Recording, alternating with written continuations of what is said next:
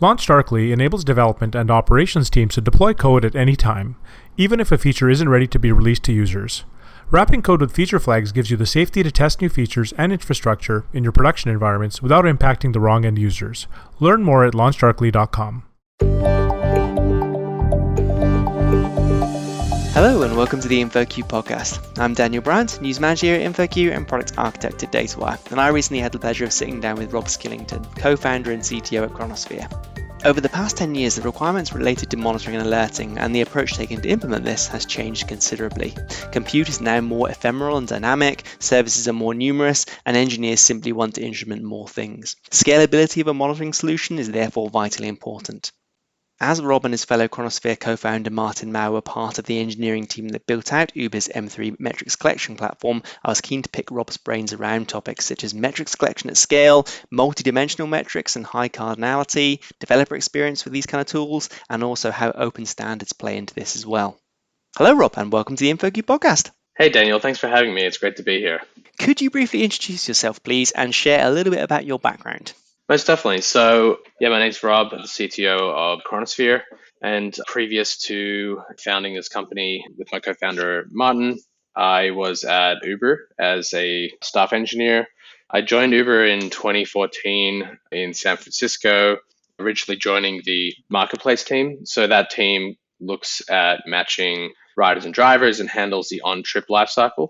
And we were rewriting the platform from a early grid-based system, which was built in Node.js and backed by Redis and some other storage technologies, into a really horizontally scalable system that didn't really have this concept of being pinned or partitioned by cities. And then after that, a year into my time at Uber in 2014, I moved to New York to join the early infrastructure metrics project. And I was there for 4 years. By the end of that, I was the technical lead of a project called M3, which later became an open source project. And we spent a lot of time there building out the core monitoring platform, as well as a lot of supportive features, including anomaly detection was built into the system itself as well, and things that helped with developers basically rolling out their software and measuring experiments and allowing them to do very fast R&D. That's basically my background and what I've been up to for the last 5-6 years. Super. So today we're definitely going to go super deep into M3 and Chronosphere as well. But could you briefly help the listeners sort of understand the problem space you're working in? Because there's a lot of buzz these days around observability and the three pillars. I hear Cindy Sridharan, Charity Majors talking about these things, Ben Siegelman, many names in the community. We have monitoring, logging, and tracing. Where does sort of your history and the work on M3 fit into the three pillars? Thanks a lot for the question and context setting. It's definitely a very interesting space. A lot of people are doing monitoring today very differently than they did 5-10 years ago. Even when I was at Uber, we ran Nagios at the beginning, which is a relatively, I wouldn't say antiquated, but it's a somewhat dated set of monitoring tools. It worked quite effectively in the early days, and especially when we were on physical hosts, a lot of things mapped very natively to the world of Nagios. As we got scaled up and started to use compute frameworks such as Mesos at Uber, the rest of the world mainly using Kubernetes, none of the concepts really mapped to it. We were already doing a whole bunch of alerting based on our latencies anyway, which Nagios is not great at doing, obviously, because it's kind of probe-based. And so we fundamentally formed to monitoring pretty much the majority of all of our software using metrics-based monitoring. And so, logging was great for debugging actual issues once they were impacting you. But to get a 10,000-foot view and to reliably trust that your system in every dimension that you operate, so every market, every segment, and for Uber, it was things like surge in every hexagon that we operated in, which was, tens of millions of unique geographical hexagons. We really wanted to make sure all of that was running operationally smoothly. And so that required a high level of granularity into how the system was running. So really what, M3 was focused on was providing an infinitely scalable way to allow even higher dimensionality data to be looked at, because we could simply scale out that collection. Very nice, very nice. You said about Nagios there. I cut my operational teeth on Nagios and also use Graphite in the back end. I'm guessing you bumped into Graphite too? Yes, graphite was actually also there. And M3 does actually support graphite because that was a migration that we did and we couldn't deprecate the old graphite system. So a bunch of host-based checks stayed around in graphite for 3 years or so. And so well acquainted with graphite these days as well. I've heard you using the phrase multi-dimensional metrics here and another work I've read of yours too. Could you break down what this means, please? Yeah, most definitely. It's an interesting way of looking at metrics. With graphite, you have multi dimensions. Just for some context for those that haven't used graphite a whole lot, graphite metrics are a single string dot separated by little bits of information. So for the Uber case, it might be San Francisco as a city, and you put that into the first slot, and then you would do dot rides to the second slot, and then dot 200 request.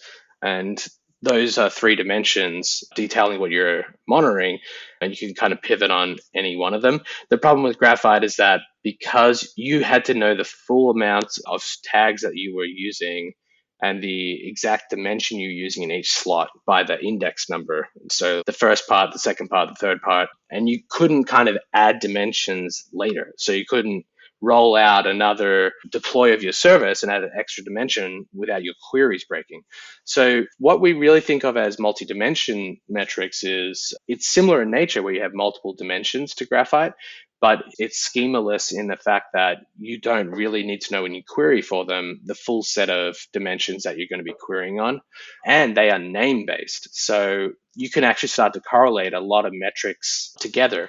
So with graphite, you would have to reserve, say, like a certain part of the name for your service name, but then not everyone else might apply by that same standard of putting that piece of information in that piece. Whereas with Prometheus and other multi-dimension metrics, you get the ability to just tag anything. If you consistently use the right label names, you can really correlate a whole bunch of different things you're tracking with the same label, which makes it very powerful.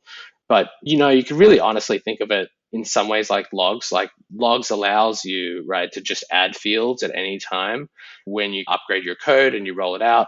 And your log queries tend to be by certain fields. Or if it's really unstructured, then you're actually doing probably some glob or regex on the log itself.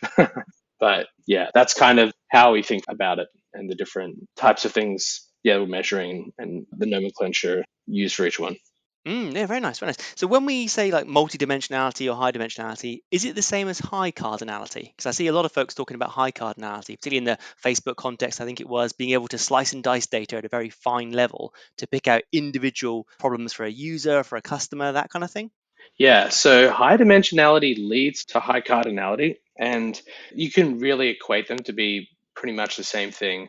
The word cardinality is usually used in relation to the term time series. So this is interesting where a metric, like if you're collecting a metric about HTTP requests, that has many underlying time series when you use a multi-dimensional metric because the San Francisco HTTP requests versus New York HTTP requests, they're both the same metric. You're measuring the same thing, but they have different dimensions on them. And so the combination of what your dimensions are make up a time series because that's a single plot of data. And then cardinality refers to how many unique time series you have, not necessarily a dimension or the metric itself. And so when we say high dimensionality, we mean one of these or a few of these dimensions are really high. And that in turn results in very high cardinality of the time series because there's lots of resulting underlying time series.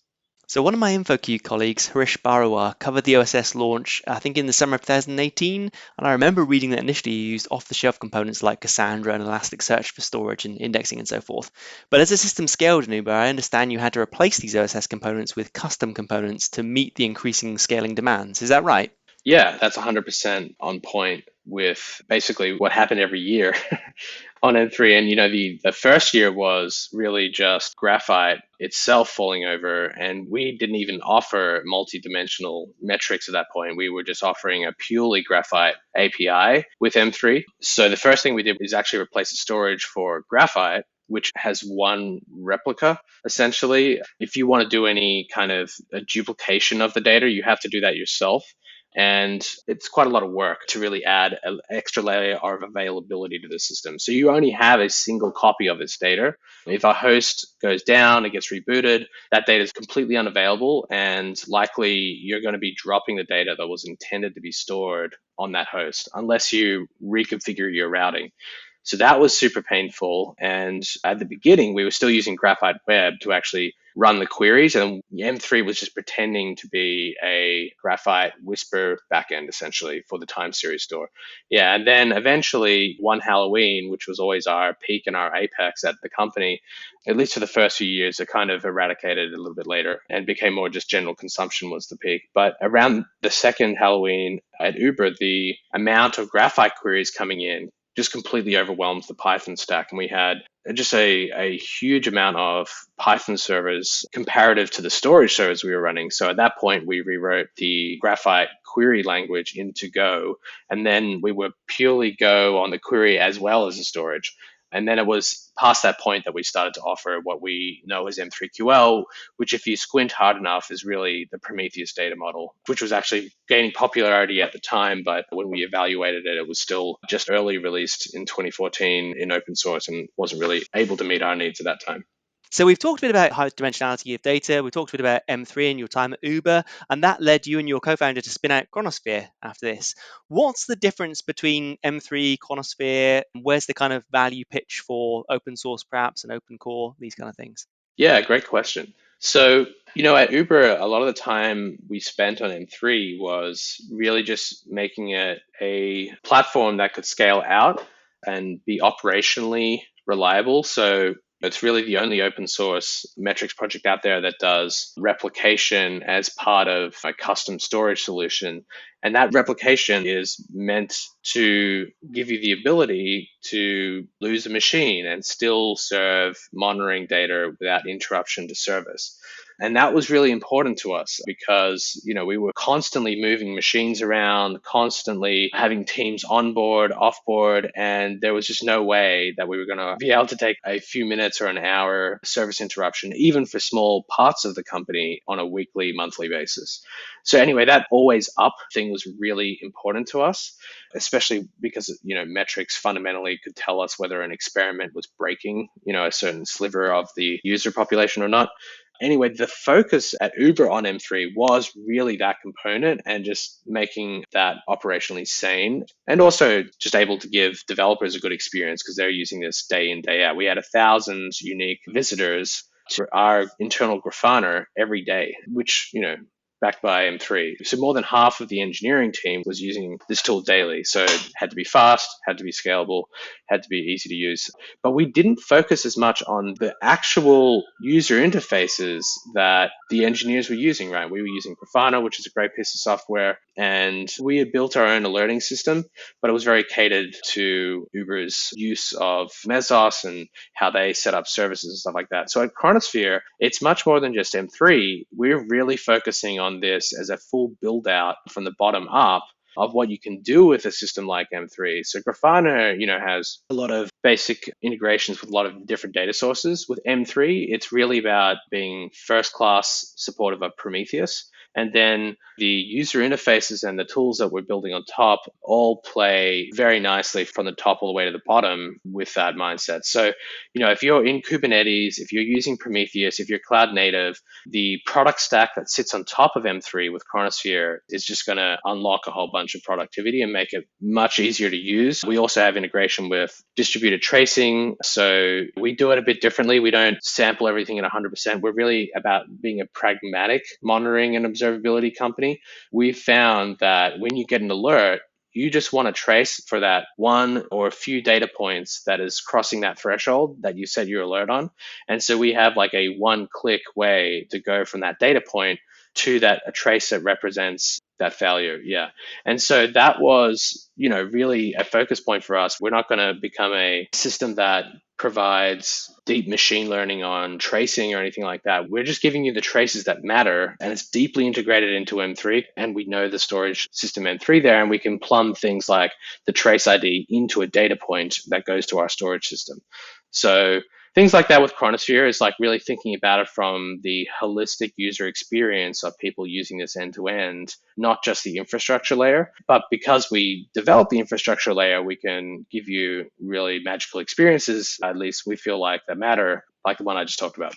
Very nice. I'm definitely hearing there for myself that the developer experience, we hear quite a bit around DevX these days, is very important because we as developers, I think, often forget when we create tools, we are users of those tools. They need to be designed well. And like myself, I've built my fair share of tools and not thought about the UX.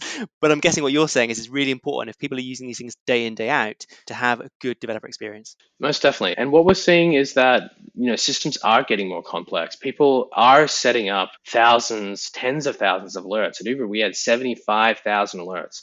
If you divide that by 2,000 engineers, it comes down to a more reasonable level, but it's still a pretty high number. And so people are building more complex products. They're using things like Launch Darkly to deliver a difference in products in their own product in real time, which further complicates how much their product could break in real time. And so we've just found that, especially in this cloud native world, with more people using microservices and just their products being more sophisticated and complex, their monitoring needs are greater than ever. So a lot of where we're focused on is really making that sustainable as you start to add that level of complexity. Very nice, very nice. Just a sort of final question around this area, just to help me clarify where the product is in relation to other things. I've used a lot of like CloudWatch, Stackdriver with Amazon and GCP, for example. How would you relate what you're doing at Chronosphere with M3 and so forth to those cloud metrics and monitoring tools? Great question. So, those platforms are really great for getting metrics about the different services that the cloud is offering you. So, core things about your database that you're using, like your Google Cloud database that you're using, or, certain other products that you're using from the Google suite or with AWS from the AWS suite. Things like what's your usage of S3? What are the latencies to S3 look like? Things like that. But what those platforms offer is really a first class experience with those metrics, not with your own application. Both CloudWatch and Stackdriver have their own nuances in how you use it. It's not very friendly either, I would say. Like, it came from a world where I think these systems were home baked inside of Amazon, inside of Google, right? And then, they made it as friendly as they could as it became a product, but it's nowhere near the level of Prometheus. Prometheus has been hyper focused on providing a great user experience out of the box unpacking from day one. And also, it's a lot cheaper. So Prometheus, M3, Chronosphere, like even the hosted products in this area, they are way cheaper because they're from the bottom up have been designed to run on commodity hardware, collecting as many metrics as it possibly can. Whereas, Amazon's metric stack as well as Google's metric stack came from basically highly gated teams. So for instance, at Google, you have to have an SRE signed off on adding metrics to certain products. So they're able to control the lifecycle much better, whereas Prometheus and M3 and other tools out there are way more for unstructured, like don't think about what you're instrumenting.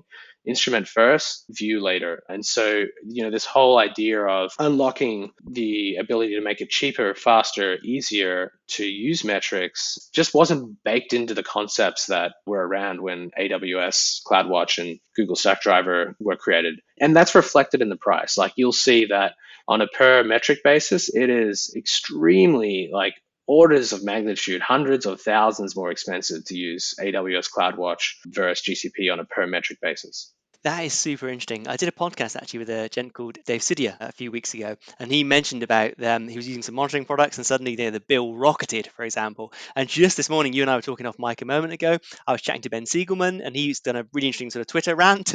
I think you wouldn't mind me calling it that, saying that it's very hard to keep the cost down when you're trying to get this level of observability.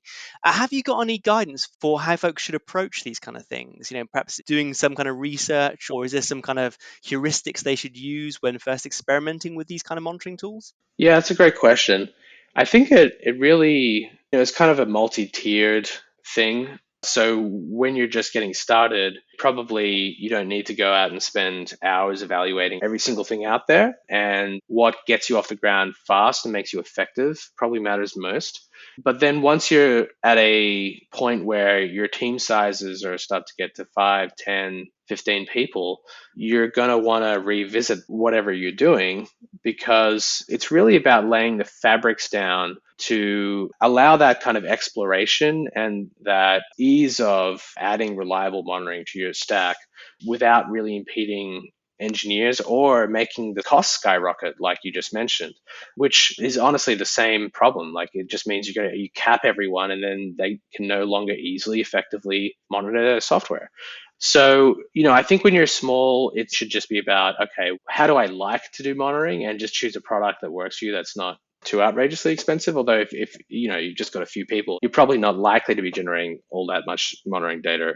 Some things are very complicated, even with very few people that they work on. So I could be wrong there. But then, once you get to 5, 10, 15 people, if you don't lay down a foundation that's going to scale with the people, it's going to really make a lot of people's lives hard. So I've always found works easy is just depending on your stack and how you deploy your stack, look around and see what other people are using. That's why obviously, M3's become popular, is because a whole lot of people are using Prometheus these days in Kubernetes if they're not using a vendor. And the very next thing that you get to once you're really expanding your Kubernetes footprint is, okay, well, right at the start, do I want to spend a whole bunch of time micromanaging a fleet of independent Prometheus services that aren't really connected, or do I need maybe something else? And that's why M3 is super popular, because a lot of people would prefer to not micromanage their fleet of Prometheus instances. They'd prefer to do a large deployment of M3 or use Chronosphere, which is similar to what M3 offers, but obviously the level of expense that you pay for vendor products sometimes returns so much developer time and core productivity that it may make sense to use a vendor. That's kind of how I'm thinking about it. Does make complete sense, Robin. It's something I struggle with. I've struggled with in my past as a developer, and now I play the role of a vendor sometimes as well. And I think something I see as developers, we sometimes discount our time. The classic hack and use thing. Yeah, I could build that in a weekend. M3, how hard can it be, right? And then you realize that, it works simple on the one use case, but the scaling and these kind of things, I think that's the tricky thing, right? And I did like your mention there of having sort of these inflection points. When you get to a certain size, reevaluate. In the Notion to metrics, have you got any cues? You mentioned, say, a few developers there, sort of numbers of developers. But is there any other cues where perhaps people need to suddenly go, hey, you know what? I need to reevaluate my observability game. I need to reevaluate my metrics collection, these kind of things. Is there any sort of heuristics you've picked up in the past around that? Yeah, it's a great question. There's a few different other heuristics for sure. A lot of them come down to how much time you're spending on monitoring as well. It's really easy to get sucked into this I want to know everything kind of idea. And I say that as someone who's worked on metric systems for more than half a decade now. I really agree with the fact that you should expect your system to really tell you what's going on and to be able to find that out later. But at a certain point, you end up battling these tools because that's not what they're best made for. And so, with Nagios, if you're finding yourself spending all this time micro configuring it, or you're getting paged by your monitoring infrastructure because your monitoring infrastructure is falling down, or your vendor is having outages because they can't scale to your needs. This is something we've seen a lot. There's a lot of monitoring vendors out there that aren't as reliable as they need to be. If you expect the fact that you could be losing millions of dollars per second at any point, but your monitoring's not up, you could be losing millions of dollars per second. You just don't know about it. As those gaps start to become more important, so you realize, oh, actually a 1 hour outage of my monitoring system or a 12-hour outage of my monitoring system could be really, really bad for me. Again, I think another inflection point. So it's just really does it start to feel like you're fighting it? And how much risk are you doing using your current system? And I think the more sophisticated and real time your product is, that is usually a different knob in addition to the team size. With more developers, you just measure more things. You just remind me actually of a quote I saw Adrian Cockcroft talking about back when he was doing, I think, his Netflix thing. And he was saying your monitoring system has to be more reliable than your actual system. Yeah. And that is something at some point, rather than building your own, probably worth paying for someone else to take that responsibility, right?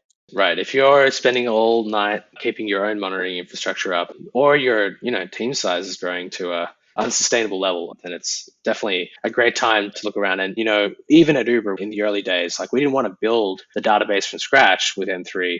We used Cassandra and Elasticsearch, and it served us well for quite some time. We didn't have to go and spin up a huge team immediately. So yes, 100%.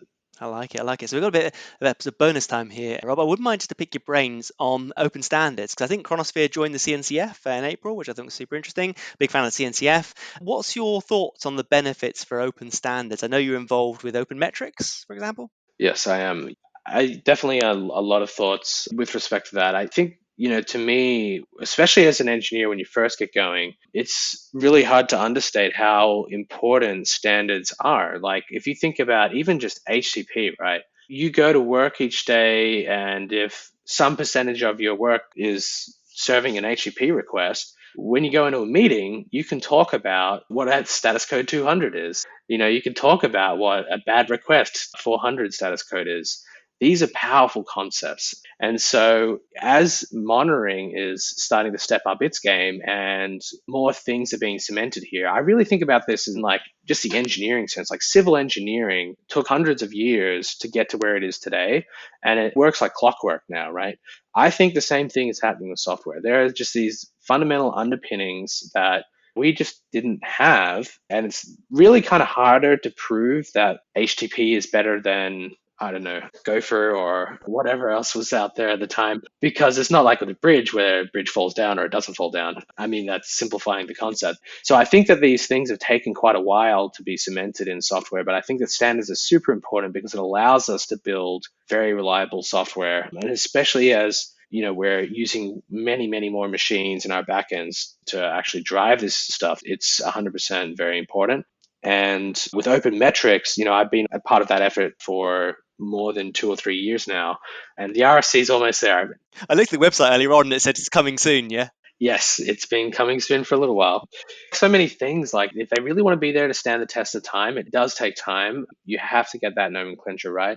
And OpenMetrics I'm excited for because like HTTP, it should be able to be a standard interop where we can flow instrumentation data between these systems. So much of what we spent time on in the monitoring world sometimes seems like it's just because you have some vendor proprietary protocol, or, like Graphite is a very different protocol to what Prometheus exchanges its metrics with. And honestly, we're getting to the point where there's not too much more. If you really look at Graphite versus Prometheus, like, yes, Prometheus, like at the protocol level, sure, we have labels and they're super powerful, but it's still multi-dimensional metrics. And so what we need to focus on is building much more interoperable, fantastic monitoring, not reinventing the protocols, because it just means that you have to do a whole bunch more work. Now suddenly your application needs a new client library. You need to throw everything out again, which takes years. Like for an existing code base to come and rip out all the monitoring libraries, depending on your company size, that'll take years. So I think that these standards are going to be really important. I think it's going to help drive, much like MySQL is your go-to database, like it's going to start to drive like, okay, Prometheus is your go-to monitoring library. At least as a client library at the very least. And I think it will help the industry move forward quicker, more reliable, and build things better. Very nice, sort of building on firm foundations. How does this relate to open telemetry? Because I remember, I think back last year at one of the KubeCons, hearing about open tracing and open census getting sort of mashed up and merged into one because the focus really was on the same space. Is open telemetry quite complementary, quite distinct from OpenMetrics? Yeah, good question.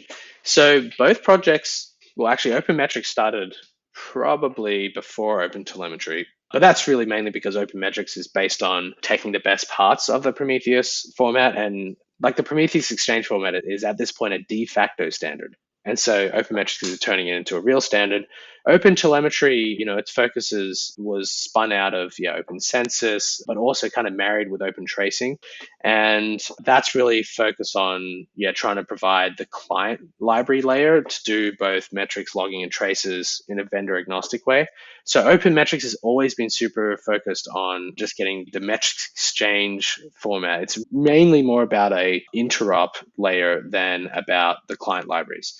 So what OpenTelemetry brings to the table, and it is, I believe, going to be offering a first-class OpenMetrics endpoint for you to collect metrics from your OpenTelemetry client library.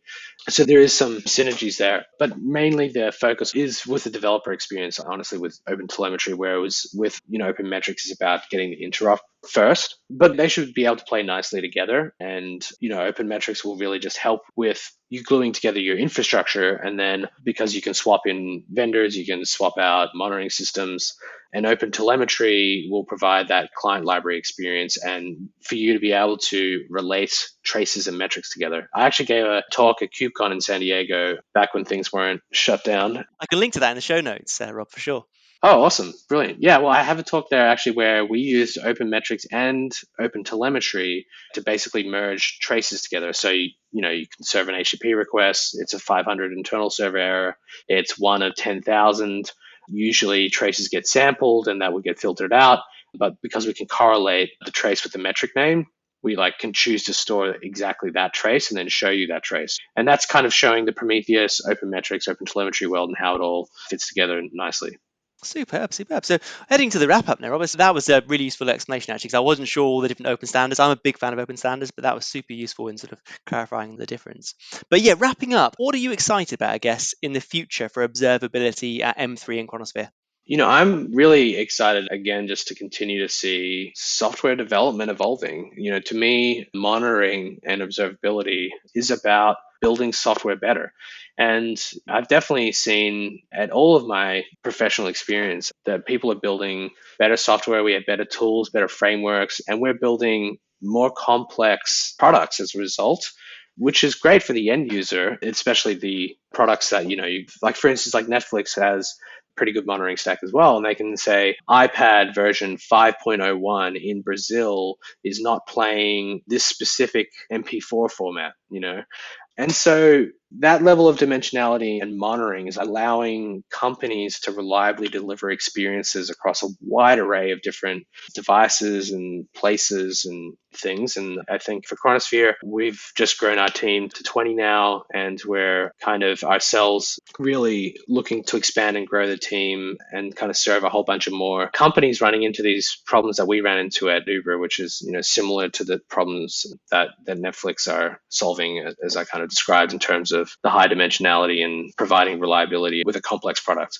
and global product. So yeah, I'm just excited about where the industry is going. I'm excited to see software development becoming just better than it was, and very happy to work with such a fantastic team at Chronosphere. It's the first time working outside of really tiny companies or really huge companies. So I was first engineering hire at a startup, or I've been at other huge ones like Microsoft and stuff like that prior to Uber, and this is firmly a great experience for me because it's not tiny, it's not 5 people, it's not thousands, and we're a highly connected team. So it's a exciting time, and just love solving the challenges of our customers.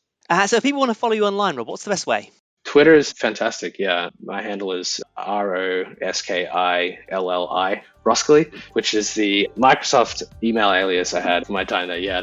Nice. The IT team picked a fantastic alias for me. That's a nice bit of legacy, sort of a heritage rather from your interesting past at Microsoft. Yeah, I like that. Super, Rob. Thanks for your time today. Really appreciate it. Likewise, Daniel. It was really fantastic talking, and stay well.